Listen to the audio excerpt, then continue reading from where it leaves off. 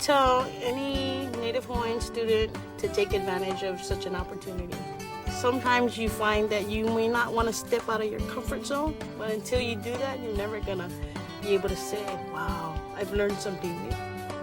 If you're willing to take that chance, if you're willing to take that step, then I would say definitely go ahead. I always wanted to see if I could handle myself in a foreign situation. I had the time of my life. I've always wanted to go away for a season of my life, just to experience new things.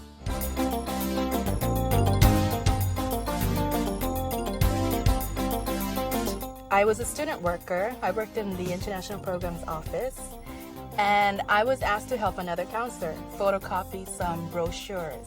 And it turns out that those brochures were about a study abroad program in England.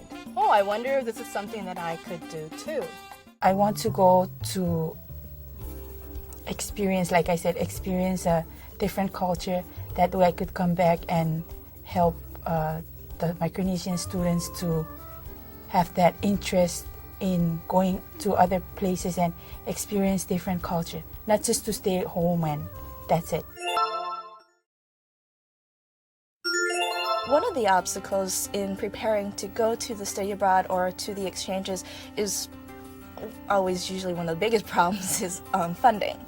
But luckily for the Japan study abroad, there was a small scholarship that was available through the Center for Japanese Studies. So that was very, very helpful. And the study abroad program also helped in finding the best rates for the flights and provided a group rate for students who wanted to go together. Well, I think the biggest obstacle on whether I could really go on a study abroad experience or not was finances. I don't come from a rich family.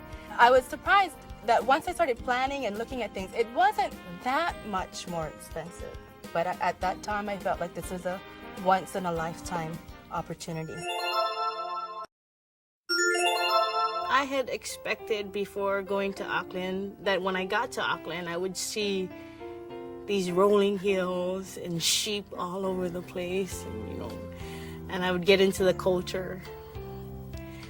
But it wasn't like that when I got there. I landed and I was put in the middle of a city. So it was a bit of a shock. I tried not to have expectations, but I did have minimal expectations because I did not want to be disappointed in the end.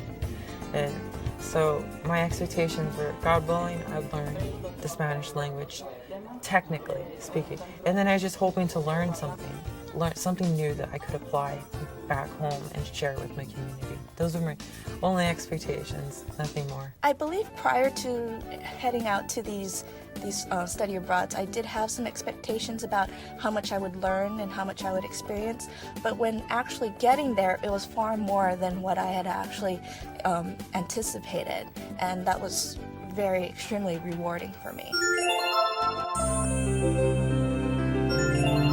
And here I remember being in Austria, and I didn't have enough money to board a train.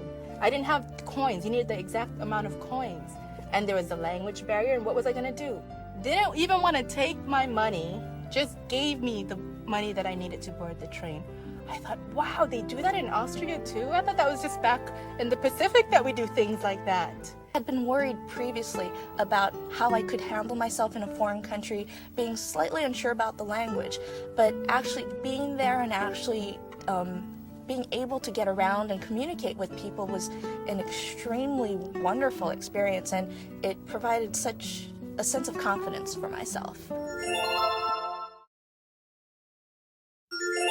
The major culture shock I had was dealing with people, dealing with a different type of way of thinking. The opportunistic, capitalistic society that I lived in didn't function really well in the very communal, very supportive Costa Rican Central American society. So I had to change my frame of mind. That was probably the biggest culture shock I experienced.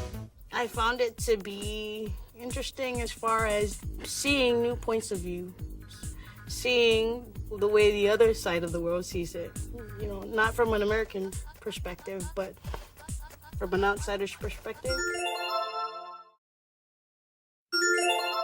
When I came back from Korea, I was surprised that the weather is so different as soon as I entered into the airport, it was like so hot.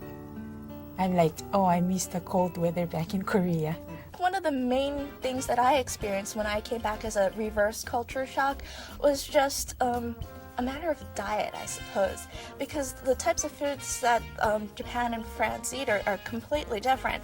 And when I got back home, it felt quite, I guess, unnerving to have to go to a fast food restaurant again.